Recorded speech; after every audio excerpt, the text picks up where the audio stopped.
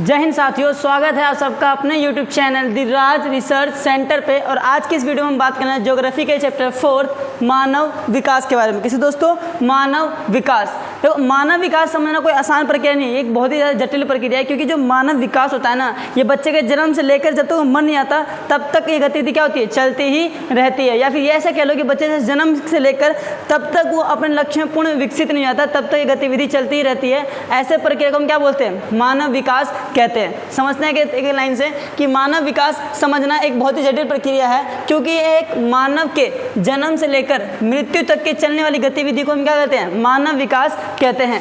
एक एक पॉइंट को समझेंगे ताकि हमें अच्छे से समझ में आए और हम अच्छे से अच्छे मार्क्स गेट कर सके अपने एग्जाम में कि विकास क्या होता है और वृद्धि क्या होता है। कभी कभी क्या होता है दोस्तों कि जो बच्चे होते हैं वो विकास और वृद्धि को साथ जोड़ देते हैं। ऐसा नहीं होता, विकास अलग है और वृद्धि अलग है। विकास की तुलना में वृद्धि बहुत ही छोटी अवधारणा है। इस पॉइंट ऑफ व्यू में हम समझ जाएंगे कि कैसे। जो विकास होता है उसका अर्थ गुणात्मक परिवर्तन होता है, यानी किसी व्यक्ति के गुणों में, क्वालिटी में क्या हो जाए, चेंजेस आ जाए। ऐसे चेंजेस को हम क्या बोलते हैं, डेवलपमेंट यानी कि विकास कहते हैं। लेकिन वहीं जब किसी व्यक्ति के मात्रात्मक परिवर्तन हो, मात्रात्मक परिवर्तन ऐसा परिवर्तन होता है जिसे हम गिन सकते हैं दोस्तों। ऐसे परिवर्तन हम क्या बोलते हैं, मात्रात्मक परिवर्तन। तो जहाँ मात्रात्मक परिवर्तन आए वो वृद्धि होता है और जहाँ गुणात्मक परिवर्तन है वो विकास होता है। एग्जाम्पल लेते हैं, समझिए कि जैसे मान लेते हैं लॉकडाउन लग गया था, तो लॉकडाउन में कई लोग घर में बैठ के खा रहे थे दबा के, मोटे वैसे हो गए, ऐसे फूल गए। तो जब वो मोटे हो गए तो हमें उसकी वेट गिन सकते हैं। यानी मान लो कोई 40 किलो का आदमी 60 किलो का हो जाए तो हम वेट गिनेंगे कि उसकी वेट में कितना इंक्रीज़ हुआ है, 220 केजीज क्या हुआ है, इंक्रीजिंग हुई है। तो यानी ग्रोथ कितने का हुआ है, 20 केजीज। लेकिन समझो कोई बच्चा उसी लॉकडाउन के अंदर उसने मान लो जर्मनी लैंग्वेज सीख ली, अमेरिकन सीख ली, ब्रिटिश इंग्लिश लैंग्वेज सीख ली। तो लैंग्वेज एक क्या है, लैंग्वेज एक क्या है, एक भाषा है। तो भाषा में सीखा यानी उसकी क्वालिटी में क्या है, परिवर्तन हुआ। तो वृद्धि, विकास का अर्थ गुणात्मक परिवर्तन और वृद्धि का अर्थ मात्रात्मक परिवर्तन से होता है। दूसरा पॉइंट समझते हैं, ये मूल्य से सापेक्ष यानी हमेशा पॉजिटिव होता है, जबकि ये हमेशा मूल्य से क्या हो सकता है, निरपेक्ष नेगेटिव भी हो सकता है। ये सदैव सकारात्मक होते हैं, जबकि ये धनात्मक और ऋणात्मक दोनों हो सकते हैं। कैसे कि मान लीजिए लॉकडाउन के अंदर उस आदमी का 20 किलो वेट बढ़ा। ये भी तो हो सकता है कि लॉकडाउन के अंदर उसने पूरी मेहनत की और मेहनत करने के बाद उसने जिम विम ज्वाइन किया, जिम विम ज्वाइन करने के बाद उसके पता चले कि वेटेज में क्या आ गई, कमी। यानी 40 किलो का था वो 30 किलो हो गया। यानी कि ये नेगेटिव और पॉजिटिव दोनों हो सकता है, जबकि ये हमेशा क्या होता है, पॉजिटिव होता है। लास्ट पॉइंट ये समझिए कि जो विकास होता है ये एक विस्तृत अवधारणा है, एक ऐसी बड़ी अवधारणा है जो वृद्धि को ही अपने अंदर शामिल कर लेता है। लेकिन इसके विपरीत यह एक बहुत ही संकुचित अवधारणा है। समझिए जब एक छोटा सा बच्चा पैदा लेता है तो वो जब बड़ा होता है धीरे धीरे, तो हम उसकी हाइट को देखते हैं कि उसका हाइट कितना बड़ा हो गया, बाल कितने बड़े हो गए, आँख कितने बड़े हो गए, मुंह कैसा बड़ा हो गया। लेकिन साथ ही साथ वो जब कुछ सीखता रहता है लाइफ में, धीरे जब वो छोटा बच्चा बड़ा होता है धीरे धीरे पापा मम्मी बोलना सीखता है, फिर वो और भाषाओं को अडॉप्ट करता है, फिर धीरे धीरे उन भाषाओं को बोलना क्या करता है, शुरू करता है। उसकी जो मानसिकता स्तर है वो धीरे धीरे क्या होता है, विकसित होता है। इसलिए हम कहते हैं कि विकास जो है एक बहुत ही बड़ी अवधारणा है जो वृद्धि को अपने शामिल कर लेता है। मानव विकास को विकसित करने के लिए व्यक्ति के पास 3 चीज़ होना चाहिए। अगर किसी व्यक्ति के पास इन 3 चीज़ों का अभाव होता है तो समझ लो मानव विकास में रह जाता है, जिसमें पहला आता है शिक्षा। अगर किसी व्यक्ति को अच्छी शिक्षा ना मिले तो मानव विकास नहीं कर पाएगा। दूसरा स्वास्थ्य। एक बात बताइए, क्या कोई एक देखते हैं एग्जाम्पल, एक डॉक्टर है, आप इलाज कराने गए और डॉक्टर ने आपको दवाई दी, लेकिन आप दवाई को सही से यूज़ ही नहीं कर रहे हो, टाइम से खा ही नहीं रहे हो, तो आप बार बीमार पड़ोगे। तो क्या आप देश की प्रोडक्टिविटी में हेल्प कर पाओगे, नहीं कर पाओगे। क्योंकि हमारा शरीर जब बीमार होता है तो ना तो पढ़ने में मन करेगा ना ही काम करने में मन करेगा। इसीलिए शिक्षा, स्वास्थ्य और संसाधनों तक पहुँच होना ज़रूरी है। जब तक आपको इन तीनों तक पकड़ मजबूत नहीं होगी तब तक आप विकास नहीं कर पाओगे। तो मानव विकास के 3 घटक होते हैं। पहला यह केंद्र बोल सकते हो, शिक्षा, स्वास्थ्य और संसाधन तक पहुँच। यहाँ तक समझ में आ ही गया होगा। अब बात करते हैं मानव विकास है क्या। मानव विकास की जो शुरुआत की गई थी वो 1990 के दशक में हुई थी। कब से हुई दोस्तों, 1990 के दशक में ह्यूमन डेवलपमेंट इंडेक्स, मानव विकास सूचकांक या फिर मानव विकास प्रतिवेदन पे दक्षिणी एशिया का पूरा महाद्वीप है, 7 महाद्वीप है, एशिया, अफ्रीका, उत्तरी अमेरिका, दक्षिण अमेरिका, ऑस्ट्रेलिया, अंटार्कटिका और यूरोप है। तो ऐसे में जो एक महाद्वीप है एशिया, उस एशिया महाद्वीप के दक्षिण में स्थित 2 देश, एक भारत और दूसरा पाकिस्तान। दक्षिणी एशिया के 2 देश, पाकिस्तान से आए थे डॉक्टर महबूब उल हक और भारत की तरफ से थे प्रोफेसर अमर्त्य सेन। दोनों ही अर्थशास्त्री थे। हुआ क्या था, 1990 के दशक में मानव विकास प्रतिवेदन पर डॉक्टर महबूब उल हक और प्रोफेसर अमर्त्य सेन जो दक्षिण भारत में रहने वाले थे या दक्षिण एशिया के निवासी थे, उन्होंने मानव विकास प्रतिवेदन में काम करना शुरू किया। जब मानव विकास पे काम करना शुरू किया तो दोनों वैज्ञानिकों ने, दोनों अर्थशास्त्रियों ने अलग अलग परिभाषा दी। जैसे कि हम डॉक्टर महबूब उलक का एग्जाम्पल ले तो डॉक्टर महबूब उलक ने कहा था कि लोगों के विकल्पों में वृद्धि, ध्यान सुनना, लोगों के विकल्पों में वृद्धि और उसके जीवन में सुधार लाने क्या कहता है, मानव विकास कहलाता है। यानी आप लोगों को चॉइसेस दो कि हाँ आप 12th पास हो गए, आपके पास केवल यूपीएससी का टारगेट नहीं है, आपके पास एसएससी भी है, एसएससी एमटीएस सीजीएल एचएसएल है, फिर आपका बैंकिंग हो गया, रेलवे हो गया, ऐसे लाखों आपको ऑप्शन दिए जाएंगे ताकि आपका डेवलपमेंट क्या हो सके, ज़्यादा हो सके, आपके गोल ज़्यादा बढ़ सके। ये नहीं कि आप एक ही लाइन में सिमट के रह जाओ। वहीं दूसरी प्रोफेसर अमर्त्य सेन कहते हैं कि मानव विकास तब तक नहीं हो सकता जब तक आप व्यक्ति को स्वतंत्र ना करो। यानी स्वतंत्रता में वृद्धि ही मानव विकास की बहुत बड़ी क्या होती है, वृद्धि होती है। जब तक आप लोगों को स्वतंत्र नहीं करोगे तब तक मानव विकास नहीं हो पाएगा। दोनों अर्थशास्त्रियों ने अपनी अलग अलग विचारधारा दी थी, किसके ऊपर, मानव विकास के ऊपर। अब समझते हैं जो बहुत ही इंपॉर्टेंट क्वेश्चन है पेपर के लिए, बहुत ज़्यादा और कईयों बार पेपर में आया है कि बताओ मानव विकास के स्तंभ। क्या दोस्तों, मानव विकास के स्तंभ। तो मानव विकास के कुल 4 स्तंभ हैं। पहला क्षमता, सततपोषिता, उत्पादकता और सशक्तिकरण। कौन कौन सा है, क्षमता, सततपोषिता, उत्पादकता, सशक्तिकरण। बोलिए ताकि आपको जल्दी याद हो जाए, बोलिए, क्षमता, सततपोषिता, उत्पादकता और सशक्तिकरण। समझते हैं क्षमता।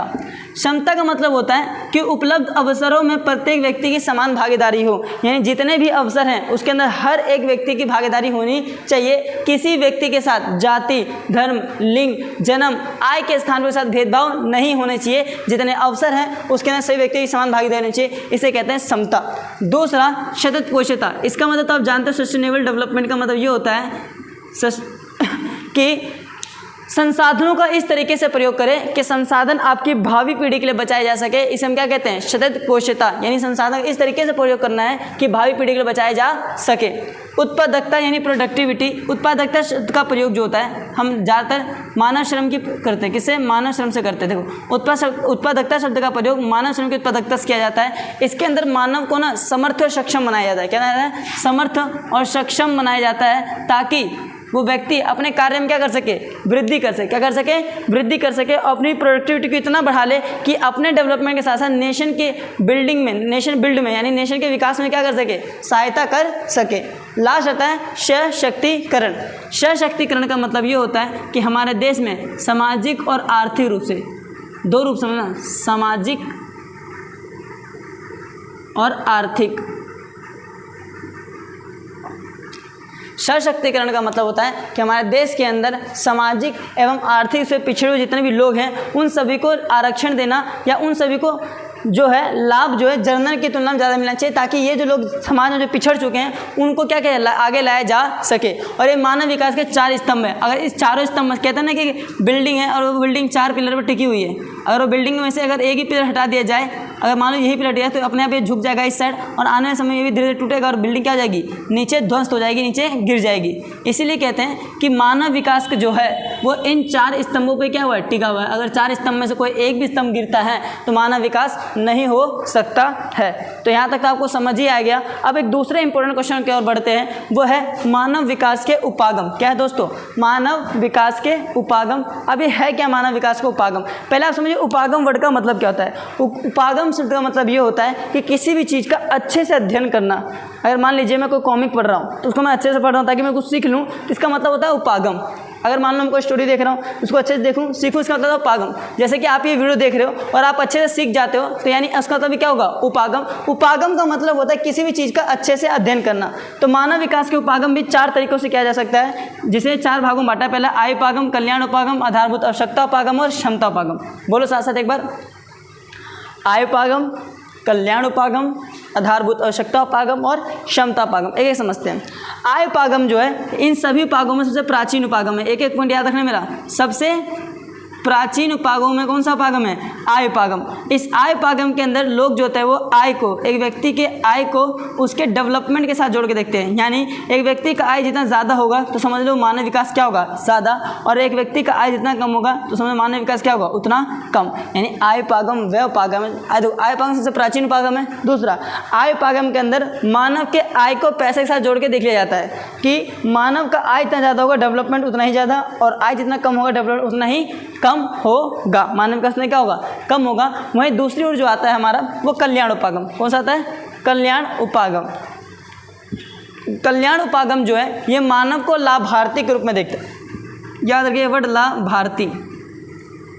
कल्याण उपागम जो है ये मानव को लाभार्थी के रूप में देखता है, क्योंकि ये चाहता है कि सरकार जो है वो ज़्यादा सामाजिक निवेश, सामाजिक खंड जैसे कि शिक्षा, स्वास्थ्य, सड़कें, रेलवे यानी लोगों के भौतिक सुख सुविधा में ज़्यादा खर्च करे ताकि इनके विकास में क्या हो, वृद्धि। जहाँ हर एक मानव लालच यानी कि लाभार्थी के रूप में किसको देखता है, इस उपागम को देखता है। और ऐसे उपागम क्या बोलते हैं, कल्याण उपागम, जहाँ पर सरकार क्या करती है, विकासात्मक गतिविधि, शिक्षा, स्वास्थ्य, सड़कें, रेलवे, पाइपलाइन, इन सब में क्या ज़्यादा पैसे खर्च करती है ताकि एक आम निवासी के भौतिक सुख सुविधाओं में क्या किया जा सके, वृद्धि किया जा सके। तीसरा आता है आधारभूत आवश्यकता उपागम। देखो ये थोड़ी ध्यान सुनेगा कि आधारभूत आवश्यकता उपागम का जो रिलेशन है, संबंध है, वो ILO से है। ILO एक UNO का पार्ट है जिसे हम बोलते हैं इंटरनेशनल, I से इंटरनेशनल, L से लेबर और O से ऑर्गेनाइजेशन, जिसकी स्थापना 1919 में की गई थी। ILO international labour organisation. जब इसकी स्थापना की गई तो इन्होंने बताया, इनकी रिपोर्ट के अनुसार, ये अपनी रिपोर्ट प्रस्तुत किए थे ह्यूमन डेवलपमेंट में, तो इन्होंने कहा कि एक व्यक्ति का विकास तब हो सकता है जब व्यक्ति को 6 चीज़ें मिले। कितनी चीज़ मिले दोस्तों, 6 चीज़ मिल जाए। तो 6 चीज़ें कौन सी हैं तो पता ही होगा, गिनते रहना, शिक्षा, स्वास्थ्य, भोजन, जल आपूर्ति, आवास और स्वच्छता। फिर से शिक्षा, स्वास्थ्य, भोजन, जल आपूर्ति, आवास और स्वच्छता। जब ये 6 चीज़ें एक व्यक्ति को मिल जाता है, समझिए व्यक्ति अपना क्या कर सकता है, डेवलपमेंट यानी विकास कर सकता है। और अंतिम आता है क्षमतापागम। और जो क्षमतापागम है इसका संबंध प्रोफेसर अमर्त्य सेन से। किसे दोस्तों, प्रोफेसर अमर्त्य सेन से। प्रोफेसर अमर्त्य सेन ने तक कहा था कि किसी व्यक्ति की स्वतंत्रता में वृद्धि कर दी जाए और उसके स्वतंत्रता में वृद्धि कर दी जाए तो देश के उत्पादकता में अपने आप क्या करेगा, साथ देगा, उत्पादन में क्या देगा, उत्पादन में साथ देगा और देश के विकास करने में मदद करेगा। तो ये कुल कितने उपागम हो गए, 4, जिसमें पहला आय उपागम, कल्याण उपागम, आधारभूत आवश्यकता उपागम, क्षमता उपागम। अब क्वेश्चन कैसे पूछेगा बताइए सबसे प्राचीन उपागम कौन सा है, तो प्राचीन कौन सा आ जाएगा, आय उपागम। अच्छा बोलूँगा वो कौन सा उपागम है जिसे मानव जो होता है लाभार्थी के रूप में देखता है, तो कल्याण उपागम। अच्छा ILO ने जो 6 रिपोर्ट प्रस्तुत की वो कौन सा उपागम है, तो आधारभूत आवश्यकता उपागम। और प्रोफेसर अमर्त्य सेन का संबंध किस उपागम से है, तो क्षमता उपागम। इस तरीके से MCQ में आ सकता है।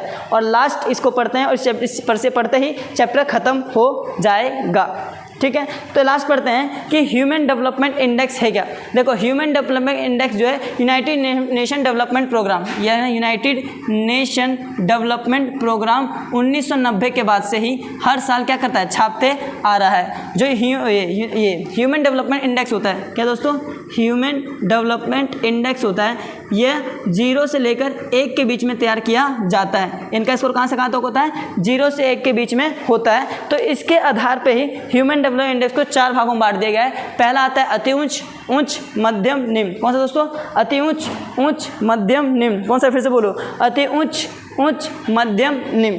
तो 4 भागों में बांट दिया गया। और समझते हैं अति उच्च। अति उच्च में वे देश आते हैं जिनका ह्यूमन डेवलपमेंट इंडेक्स पहले बताया 0 से 1 के बीच होता है, तो जिसका ह्यूमन डेवलपमेंट इंडेक्स 0.8 से लेकर 0.9 के बीच में होता है, ऐसे देश जो है वो अति उच्च की श्रेणियों में आ जाते हैं। दूसरा 2018 के, देखो करंट डाटा तो मिला नहीं है तो मैं आपको 2018 के अकॉर्डिंग बता रहा हूँ। तो 2018 के अनुसार 59 कंट्रीज आते हैं किसके अंदर, अति उच्च के श्रेणी में, जिसमें सर्वप्रथम नॉर्वे आता है, अमेरिका आता है, स्विट्जरलैंड आता है इसी के अंदर। ठीक है, तो सबसे ऊपर कौन आता है, नॉर्वे। किसके अंदर, अति उच्च के अंदर। क्यों आता है समझो, अति उच्च के अंदर ये यूँ आते हैं क्योंकि वह देश जो अपने शिक्षा स्वास्थ्य पे ज़्यादा पैसे खर्च करता है, ऐसे देशों में निवेश शिक्षा स्वास्थ्य पे ज़्यादा होती है, तो इन देशों का जो ह्यूमन डेवलपमेंट है वो बहुत ज़्यादा तीव्र गति से बढ़ता है। इसीलिए इस देशों में वह लोग आते हैं जो ज़्यादातर अपने शिक्षा और स्वास्थ्य पैसा क्या करते हैं, खर्च करते हैं, जो 0.8 से लेकर 0.9 के बीच में होता है। 2018 में 59 कंट्री, सबसे ऊपर नॉर्वे आते हैं। बात करते हैं उच्च में, तो उच्च में जो देशों का स्कोर है वो 0.7 से लेकर 0.8 है। 0.7 से लेकर 0.8 के बीच में ये उच्च की श्रेणी में आते हैं। और इसमें 2018 के अनुसार 53 कंट्रीज है। कितने दोस्तों, 53 कंट्रीज हैं, जिसमें हमारा पड़ोसी का एक देश है श्रीलंका, जानते ही होंगे, पड़ोसी देश है श्रीलंका। ये किस में आता है, अति उच्च में आता है, भारत इसमें नहीं आता। अब अति उच्च में कौन आते हैं, अति उच्च में वे देश आते हैं जो अपने सामाजिक खंडों पे, यानी इसमें तो शिक्षा स्वास्थ्य आता है, लेकिन इसमें शिक्षा स्वास्थ्य रेलवे परिवहन सब आ जाएगा। उसमें जो लोग ज़्यादा पैसे, जो देश ज़्यादा पैसा खर्च करता है, तो जिससे ह्यूमन डेवलपमेंट बढ़ सके, तो वो देश किसके में आते हैं, उच्च श्रेणी के अंदर आते हैं। तीसरा पॉइंट आता है हमारा मध्यम श्रेणी। कौन सी श्रेणी? मध्यम श्रेणी। मध्यम श्रेणी का जो स्कोर होता है वो 0.5 से लेकर 0.7 के बीच में होता है। कहाँ से दोस्तों? 0.5 से लेकर 0.7 के बीच में शामिल होता है। इसमें वे देश आते हैं जो ज़्यादातर विकासशील देश होते हैं। कौन से दोस्तों? विकासशील देश होते हैं। वो सारे देश किसके अंदर आ जाते हैं? इस देश के अंदर आ जाते हैं ताकि अपना डेवलपमेंट ज़्यादा कर सकें, और ये ज़्यादातर पैसे जो होते हैं अपने डेवलपमेंट प्रोसेस पे क्या करते हैं? खर्च करते हैं। इस 2018 के अनुसार इसमें 39 कंट्रीज़ हैं। जैसे एग्जाम्पल के लिए भारत भी इसमें आता है और इराक भी इसी में आता है।